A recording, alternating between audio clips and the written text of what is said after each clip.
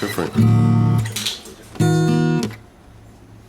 Howdy there, friends and neighbors. I would like to apologize due to the lack thereof a new Painting with Rob episode not being released. A few other things I had in the pipe works for this week will probably wait until next week until, to be uploaded. The reason why I did not upload a Painting with Rob episode yesterday is because my favorite band, His Infernal Majesty, or H.I.M, announced that they were going to be going on a farewell tour all throughout Europe, UK, and the US eventually, and that this would be their final tour, and then they were going to break up. Now, to some, a band breaking up, it's nothing new. That's not new news. That's not a reason to be upset over. When it comes to the band H.I.M, there's a lot to be upset over. H.I.M's been one of my very favorite bands since the early 2000s when I was just a little kid, when I was watching Jackass and the CKY movies without my mom knowing I was watching them. And it was through those movies that I found a sound that I don't think I will ever find again in my life. H.I.M has been a colossal essence in my life since I bought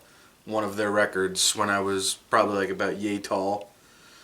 Razor Blade Romance was probably the record in my life that started shaping me as a person, I like to think. I had listened to Razor Blade Romance so many times, my original disc for it had snapped and I had to go out and buy another one.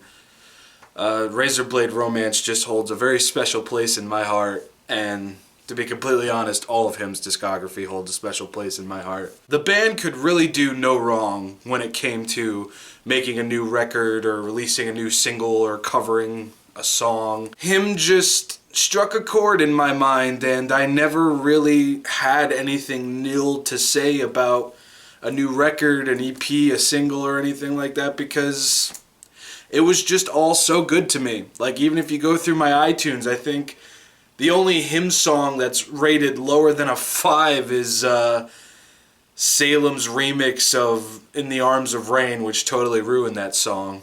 Yeah, I have a lot of memories with that band. I've seen them live at least 7 or 8 times. I've met them all. They're all really nice, sweet guys.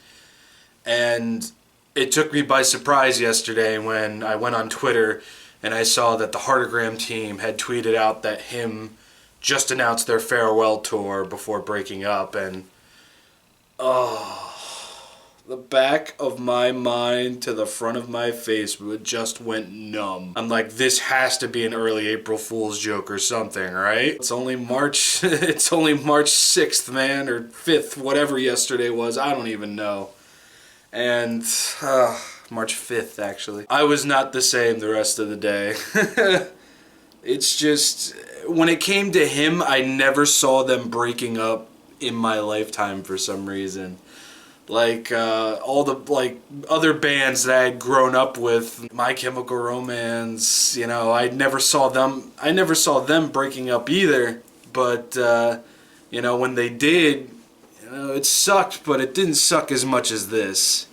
H.I.M was, they were there for my pre-teenage angst. They were there for my teenage angst. They were there after my teenage angst. I just owe the band H.I.M so much in my life because, when you're a dumb, angsty little teen and everything, and you think the whole world is consistently falling around you, and sometimes you just need music. You don't need a therapist or friends or, drinks or fucking pot or whatever the hell. Sometimes you just need music, and that's what I always turn to. And more specifically, I always turn to H.I.M's Razor Blade Romance, Deep Shadows and Brilliant Highlights. Those 2 records together were like my therapy sessions, man. Like, without a doubt. It's weird to think because I have no idea where I would be without those 2 records in my life as long as they've been in my life. Like, it's just so weird because I remember the day Dark Light came out. across the entire world. Like, I remember that day. I remember when it came out in Germany, I remember when it came out in Finland, and most of all, I remember when it came out here in the States. I have 3 versions of that album. I remember when Screamworks, The Love and Theory and Practice, chapters 1 through 13 came out. I was at school and it was a normal day, but we started getting pounded by a fucking blizzard.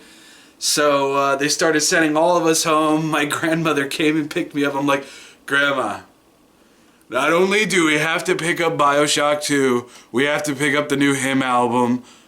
Let's do it. Please, I will die. Thankfully, my grandmother being the sweet and all-around great person that she is, we drove in this pre-blizzard, and we picked up BioShock 2, picked up Screamworks. I didn't even start BioShock 2 for like maybe 2 hours, and that was like a game that I was really hyped for, I listened to Screamworks, The Love and Theory and Practice, chapters 1 through 13, I think maybe 4 times before I even put the game into my Xbox. And I remember the first time hearing Villa's voice come over the speakers. Let's fall apart together now. I'm like, oh. I remember that first feeling. I remember that first chord. I remember that first note that Villa sung. And, oh, God. Holy shit. Good times, man. And then with Tears on Tape, I had a job at this point in my life. I remember when the Metal Hammer pre-orders got announced for Tears on Tape, and I used like half of my paycheck. I had a shitty job. I used half of my paycheck to pay for it. And then after that, a couple weeks, maybe a month after that, Merch Now announced, oh yeah, we're gonna have a H.I.M bundle too. And there was a bundled version with 2 vinyls, 2 shirts, a hoodie, the deluxe edition CD. I got 2 of my very first H.I.M vinyls with that. I got a different version of the CD that came with the Metal Hammer pre-order. I remember that day so vividly. I remember the smell, the gigantic body bag that this special edition came and gave off. I remember opening up the CD, putting it into my computer, and hearing Unleash the Red for the very first time, bleeding into All Lips Go Blue. And,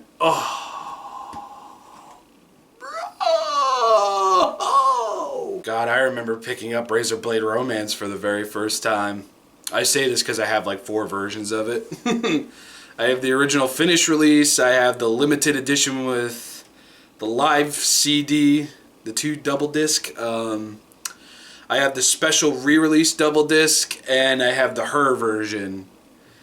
And oh my God, when I was, I don't even remember how old I was back then, but I know I was young. And I remember always saying, I'm going to get the cover of Razor Blade Romance, all the pink, Villa half naked with a cigarette in his mouth. I said, I'm going to get that tattooed somewhere on my body. My mom looked at me like, no, you're fucking not. And even to this day, I still think about it. I mean, that's why I got this heart on my wrist, if anybody was ever wondering. For those of you that have watched the Frolicking with Friends episode with Figs when we played Rumbo, he's actually the one that tattooed this heart on my wrist, and I did this in honor of my love for him and for Villa Vallo, because I love Villa Vallo, how can you not?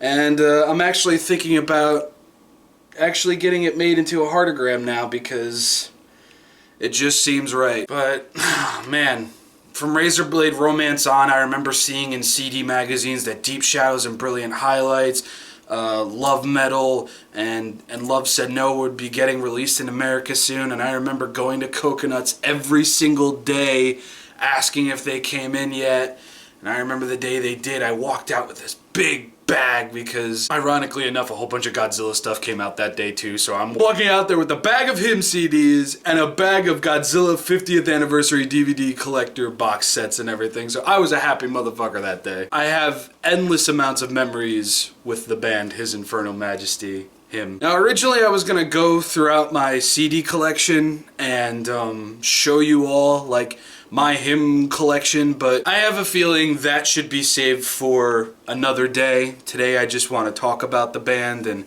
memories and such, because, you know, I'd feel like, you know, that'd be me capitalizing a little bit too hard on this. I don't think anything will ever beat the first time that I heard love metal, though.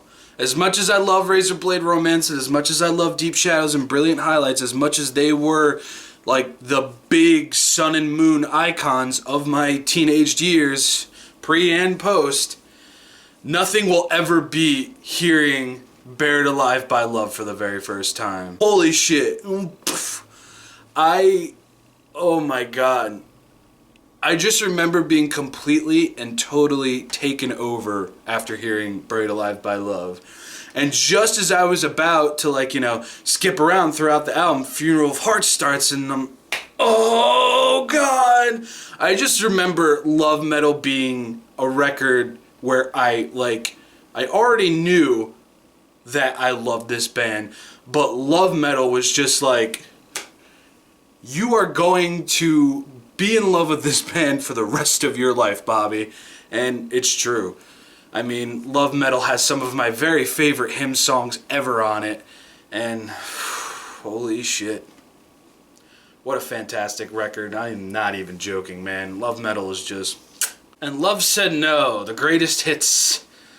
I remember getting this and opening up in the car because I'm like, oh, and Love Said No. I've never heard that song before. And I didn't see the gigantic sticker that said greatest hits, so I put the CD in, and Love Said No comes out. I'm like, oh, this is tight. And then I think maybe Buried Alive by Love came on, or was it Join Me? I don't remember the track listings for and Love Said No. But I was like, oh, greatest hits. Awesome. So I let the CD play through, and then Solitary Man came on, and oh my god, I think that was my outgoing call ringtone for at least 8 months. That's when I started to get to know him a little bit more on a personal level, because yes, I had the records and everything. I knew that Wicked Game was a cover song, but then, you know, as I heard them covering, you know, track like Solitary Man, you know, I got to see a little bit more into what him was into.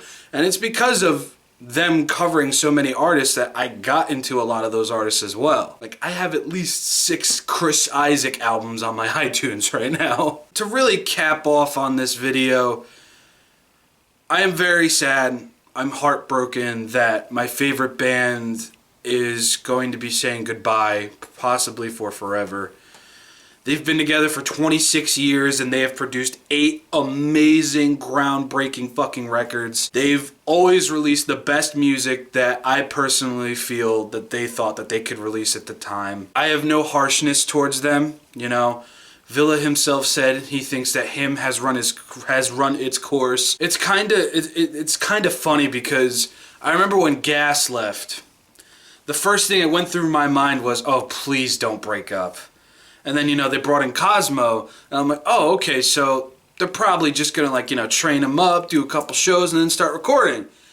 And, you know, after those couple of shows came and went, you know, we didn't hear anything. And just scrolling through Twitter yesterday, it just pretty much summed it all up. I was really, really fucking bummed when I read that. But, like, even then, like, at the back of my mind, you know, I kind of felt like this was going to happen sooner or later. I kind of wish it would have happened after another record or so, because I'm greedy. I was really looking forward to a brand new H.I.M record, and it breaks my heart to know that waiting for another H.I.M record is effortless at this point. It really breaks my heart, because they've been my lifeline. They've been my favorite band for years now. You know, as much as I loved 1975 and every band to come after or before H.I.M, you know, H.I.M's always stayed on top. H.I.M's always had that specific power in their music to just make me feel better about anything.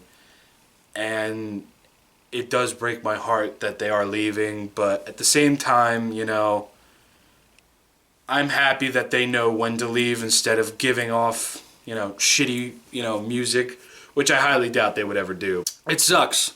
It sucks a whole lot, but I am definitely going to be going to one of their farewell tour shows. As soon as they announce the US release dates and when tickets will be available, I will buy a fucking ticket without a doubt. I don't care if I gotta go to New York alone. Doesn't matter to me, man. It's like really starting to hit me, you know? Like harder than it was before. Shit. Venus Doom is going to be 10 years old in September this year. Like that came out maybe like 5 or 6 days before I even started high school. So that was like my freshman year soundtrack, man. It amazes me just how much time has really passed. And it blows my mind even more knowing that it's been 4 years since the release of Tears on Tape. Like, what? Well, everybody, I hope you enjoyed this little look into my past with one of the most important bands in my life. Sorry if this was a little downer, emotional, that kind of shit. It just really means a lot to me, and it really sucks. I will be back within the week. You know, I gotta do my anime episode on Wednesday. I'm pretty sure I have a couple packages coming in towards the end of the week. We're going to see Kong Skull Island this Thursday night.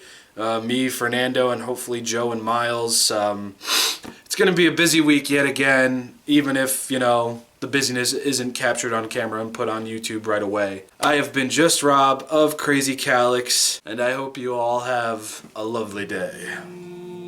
Bye, everybody.